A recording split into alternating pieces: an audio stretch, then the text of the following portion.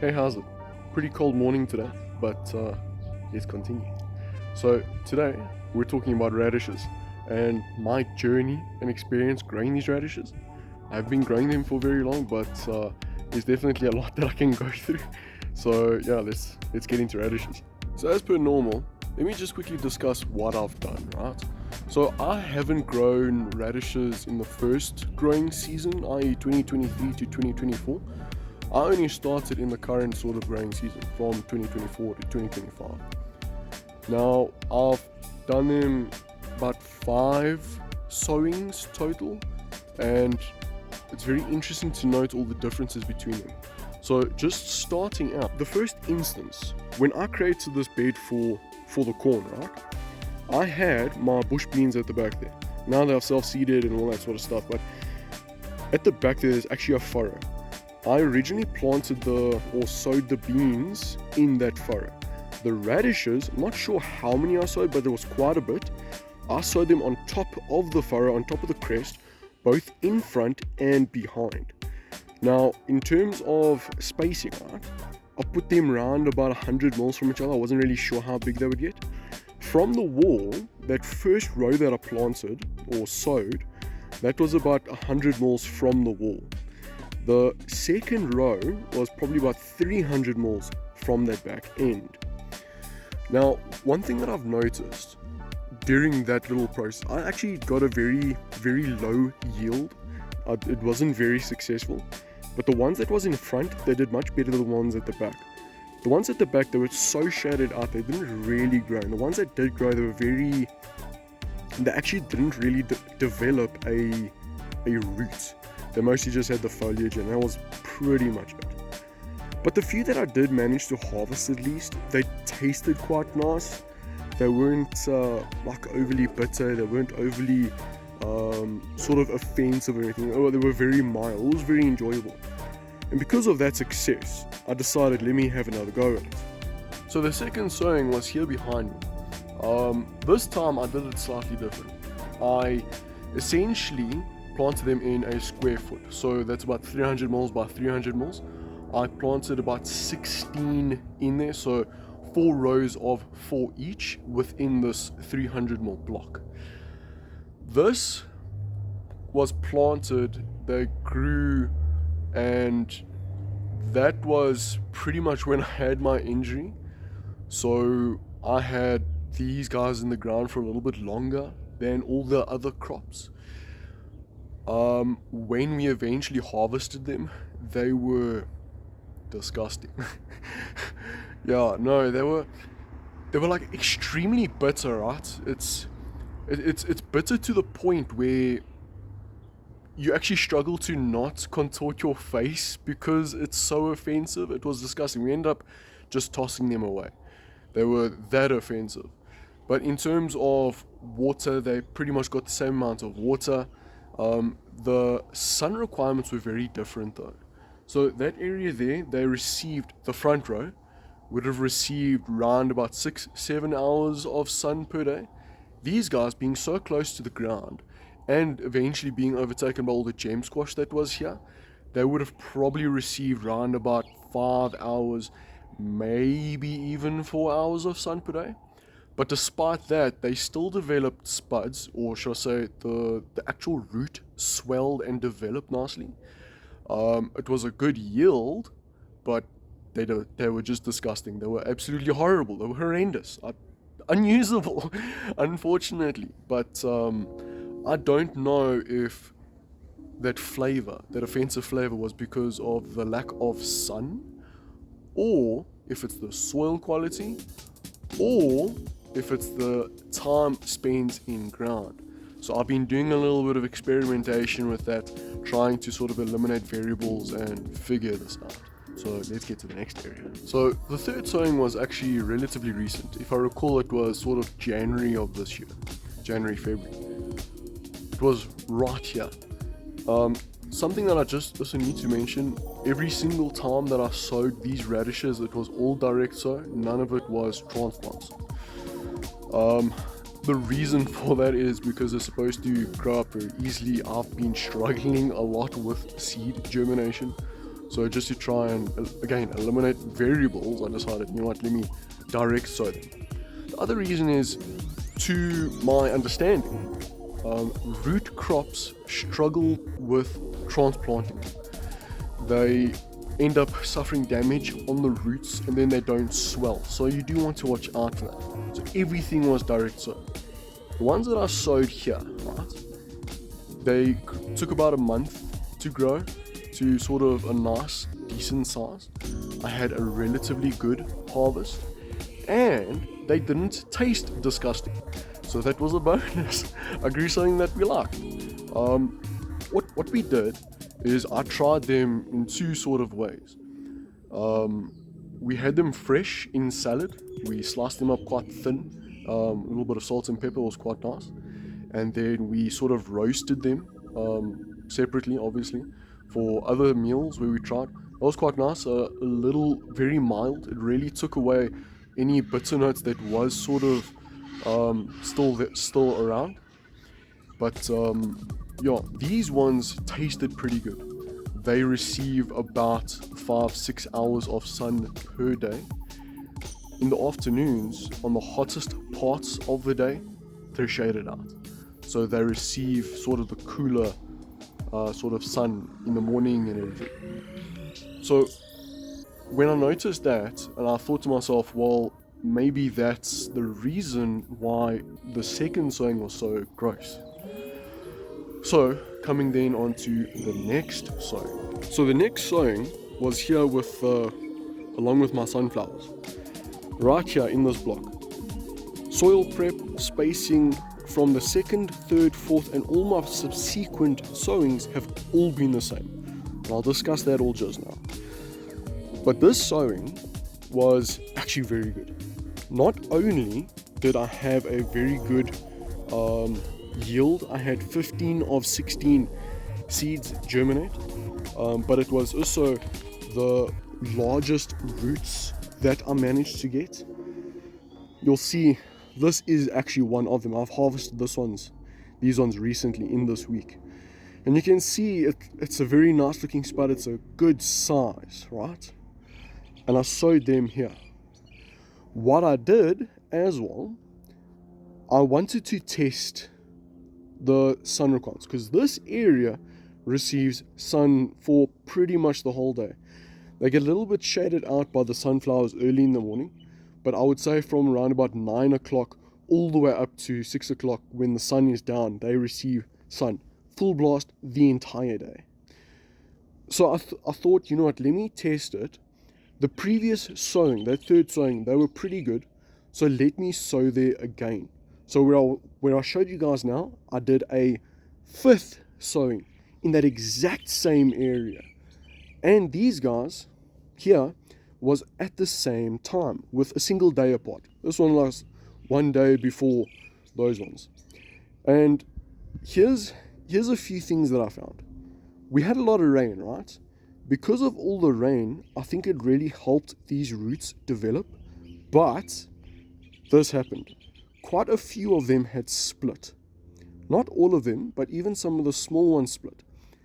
Because some of the small ones split along with the larger ones, makes me think that it's similar to tomatoes. When they get a lot of water suddenly, they swell up too quickly. The skin isn't able to sort of keep up with all the inner development, and then they split, just like a tomato. That's what I suspect. Yeah, so these ones here, they did very well, right? But now let's go to the other plate. This fifth sowing, right? Like I said, I sowed this fifth and fourth sowing a single day apart. I've already harvested the fourth sowing. These guys are not harvestable, and in fact, if you look at the roots, right, they haven't even swelled up. They're super leggy. They're not really developing, which is quite surprising, because I've had success in this exact same spot before. The third sowing was pretty decent, but now for some reason this fifth sowing is not really doing very well. Now there's a few factors that might have influenced this. I'll admit, This kale grew very quickly and a little bit larger than I thought it would. So a lot of the time it was shading these guys out. So that's definitely one thing that I think contributed to this. The second thing is, I think because we're coming to the end of autumn at this point in time, I think maybe there wasn't enough sunlight for these guys in the morning in terms of intensity. Because yes, they had sun, but maybe it wasn't intense enough in order for them to photosynthesize. If you take a look at the foliage itself, it's very small. They're very underdeveloped. They've really struggled. And now these guys, again, like I said, this 5th sowing and the 4th sowing, a day apart, these guys have been in the ground now already for almost a week extra from the 4th sowing. And all I can really contribute to is watering has been the same. The soil prep has all been the same. The sowing time has been the same. The temperatures have all been the same. The only difference is the amount of sun because of the kale and the intensity of the sun because of these guys only receiving morning sun and the other ones getting not only morning sun but also afternoon sun, which is quite intense in our South African climate. So I think that's really a contributing factor to this. Now, there's one more sowing I want to talk about. Because of the differences between my 4th and 5th sowing, I eventually came and I did a 6th sowing of radishes recently here. Because just like my 4th sowing, they should get a lot of afternoon sun, but like the 5th sowing, they get less sun than here. Being right here underneath my sunflowers, they get shaded out for most of the morning, but they only receive then the intense sunlight in the afternoon. So this 6th sowing is basically to try and compare this and the 5th sowing to say, with the same amount of sun, what is the effect depending on the intensity of the sun? Because there by the lapa, that's it's a very sort of cool sun in the morning, very weak. Here by the sunflowers, it's a very intense hot sun in the afternoon. So again, by eliminating variables, I can try and figure out what's going on. So that's my 6 sowings of radishes. Okay, Bruce, so that's all lacquer and good, but now there's a few things that I haven't discussed. I mentioned the soil prep. With the exception of the very first sowing, from the 2nd, 3rd, 4th, 5th, and 6th sowing, the soil prep has all been the same. There was no compost, no trench composting, no nothing, no extra fertilization. There's a few reasons for this.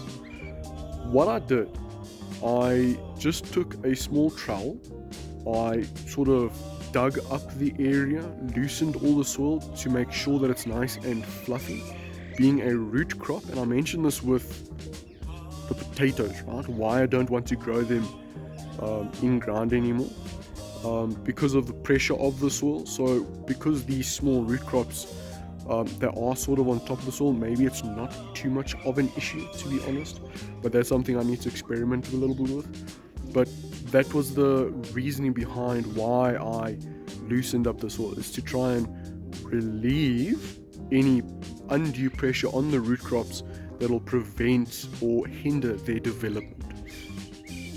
And now the reason why I didn't use any compost or fertilizer, but I've heard that with most root crops, the nutrients required to develop the roots is more focused on, I think it's potassium, or it's but it's not nitrogen based. That's what I'm trying to say. So because it's not nitrogen based, I didn't want to add additional nitrogen just to develop foliage, and then I'll get what I had here now with my 5th sowing. So that's why I didn't use compost. I didn't want to create a lot of leafy growth and hinder development of the root growth because of those nutrients. That's something that I'm going to experiment with going forward in the future, between the sort of macronutrients and what is the actual effect, practically speaking, on the root development. Now, with that said, these guys here, my fourth sowing and even my third sowing, the foliage developed very nicely, right? And there's definitely something to say that if the foliage develops nicely and there's enough leafy material to be able to soak up the sun, photosynthesize, then surely it should develop the roots more effectively. So again, there's probably a nice balance that needs to be struck between leafy growth and your root growth. And I suspect that this concept will then be applicable to all root crops. Maybe not potatoes, maybe, I don't know, but I'm talking about like turnips, radishes, carrots, and that sort of stuff. So that's all the prep that I did. Basically just loosen the soil. I mentioned already that I did it in blocks, square foot blocks, so 300 mils by 300 mils. And then it was 4 rows of 4 within each of those blocks. So there's still a few things that I need to discover with growing radishes, but now with these 6 sowings, it's definitely something that's quite interesting, and I really want to try and hone in on the issues. What I can say in terms of findings, right? Like tomatoes, you want to make sure that your watering schedule is consistent. In terms of time, yes, but also in terms of quantity. That's why I think, I'm getting this out of my pocket, I can't reach it. That's why I think this one splits and all my other ones here from my 4th sowing, because of a sudden increase in the amount of water and the frequency of water. Like I've mentioned a few times, that we've had an unseasonably wet season. And I think that's definitely one of the contributing factors to this splitting of the roots. So that's something you certainly want to watch out for. Watch your frequency of watering and watch the amount of watering. They don't really take up a lot of, or they don't require a lot of water, depending on how hot it is. But you don't want to give them a lot of water quickly over a sustained period of time, because then they will most likely end up splitting. Then, just more from a culinary perspective, I've found quite a few times this 4th sowing was actually quite different to all the other sowings.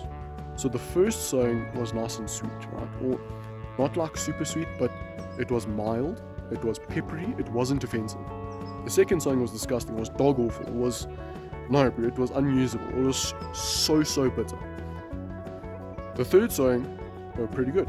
Again, like the first sowing, a bit of a mild flavor, a bit of a peppery flavor, but a little bit more sharp, almost like an onion. Anybody who says a radish tastes like a potato, you're lying, by the way. I grew them expecting to taste potatoes, and they don't taste like potatoes, but they have a very interesting flavor. Now, this 4th sowing, it had a sweet start, right? As soon as you start biting into it, all the nice juices in it was actually very sweet. It was quite pleasant, but unfortunately, for some reason, almost like an IPA, right? It has a very bitter finish. So it's strange how it transitioned from that nice, sweet, pleasant, mild flavor, and it developed into like a very sort of bitter, tart aftertaste. Now, again, I'm not sure why. I don't know if these taste differences, these differences in how it eventually develops its sugars and starches, if it's based purely on the amount of sun, the intensity sun, or any nutrients within the soil. It's definitely something that I need to experiment with going forward. But I've had now 4 sowings that we've consumed, and each time has been different. Now, what I will say, again, I know I'm talking a little bit about cooking here, but please bear with me. If they have a nice sweet finish, or they're very mild, like the first and third sowing, then cut them up nice and thin, I don't recommend cubing them, rather cut them into slivers. A little bit of salt, a little bit of pepper, put them into a salad. Very nice. Alternatively, if you want them a little bit larger, cut them into sort of cubes or halve them, roast them in the oven. Also a little bit of oil, salt and pepper. That tastes pretty good. It definitely reduces any tartness within it, and it tastes not like a potato. It doesn't taste like a potato. It still tastes like a radish. It has the consistency of a radish, almost like a raw potato almost, but it's something that's quite nice with like roast veggies or something. There's a few other things that I want to try out, but I'm going to do that separately and I'll discuss it maybe if anybody's interested. But yeah, radishes, they've been quite an interesting crop for me because they're so quick to grow, right? I mean, like, it's literally like a month, bro. That's from sow to harvest. Because it takes a month, you can get a lot of iterations in within a short period of time, unlike all the other crops. I mean, my tomatoes, I've had essentially 2 successions this entire growing season. All the squash is essentially a single sowing succession, and then these radishes, I've had 6 sowings over the same period of time. So you can sort of very quickly start sort of honing in on any issues, start getting better with certain things, start experimenting with certain things. So radish is definitely something I can recommend trying to grow. They don't take up a lot of space. They don't need very deep buckets. So if you're strapped with space and you have like very small containers, try growing radishes. The only thing is, you need to, if you don't know what radishes taste like, because I don't know what radishes taste like. Sometimes you need to grow something short like a radish, try it out, and then determine for yourself if you actually like it or not.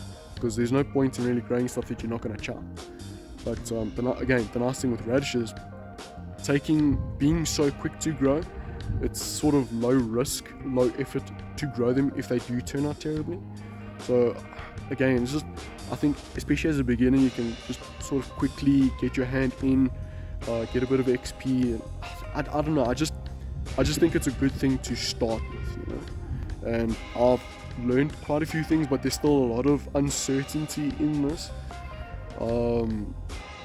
So yeah, we'll see how the subsequent sowings go and all the plans for the future. In terms of what I'm going to be doing going forward, what I want to try is I want to experiment a little bit with trying to eliminate variables. I want to try and experiment with growing in the same area but with different soils. I want to try and experiment with and without compost, again in the same area. I want to try and then, also split it up in terms of sun requirements. Less sun, more sun, hot sun, cool sun, and all that sort of stuff. So there's a lot of things that I want to definitely experiment with. Try and hone in on a particular flavor that I enjoy. Because if I can replicate the flavor of my first and third sowing, then that'll be fantastic. If I continue to get stuff like my second sowing, then it's not worth it. If I get stuff like my fifth sowing, then there's a bit of extra work that I need to do. Then it's more cook it, nothing for salads, don't top it with tacos or anything. Rather just cook it as a roast veggie, and that's pretty much it. I also want to try and grow them in containers. I think that'll be kind of fun. I suppose now that I think about it, that'll be a way that I can then test the temperature of the soil, because then being in like a grow bag or something, right? Because it's a small volume of soil, it'll heat up very quickly. So then I can then compare that with another area where it'll be maybe a little bit more moist, a little bit cooler soil, to try and see if the temperature of the soil then affects the flavor or not. So there's a few things that I want to try. So yeah, but unfortunately, because now we've had our first killing frost last night, so we're now in winter. This is then going to have to be something that I'm going to be doing in spring and summer going forward. So that'll be for September. So that's pretty much the radish video. I've only grown them for a single season. I just wanted to sort of share my journey with you guys, share some of my thoughts. I know this video's been a little bit different to some of the other ones. The other ones I think I've given a lot more information. This one's a little bit uncertain for me. but hopefully you guys can take something away from this. Again, I really think that because they grow very quickly, I recommend growing them as beginners. Try and get a few repetitions in, try and figure them out a little bit. Also, being so quick, you can get a lot of successions in. They take up very little space. They're actually really sort of like self-growing. There's not much input that you have to do. So again, I think it's a bit easy to grow them. The only thing is trying to get an agreeable flavor. I think that's really the most difficult thing. Because again, if you're going to be growing something, you want to eat it, right? So you don't want to grow something that you're not going to enjoy, that you're just going to chuck or give it away or whatever. You want to grow stuff that you enjoy eating. So it's it, there's just a few things that needs to be played around with. Yeah, so hopefully this was informative. If not, hopefully at least it was entertaining. Maybe, I don't know. And yeah, if you guys enjoy hearing me ramble on about random gardening stuff, I recommend checking out my playlist.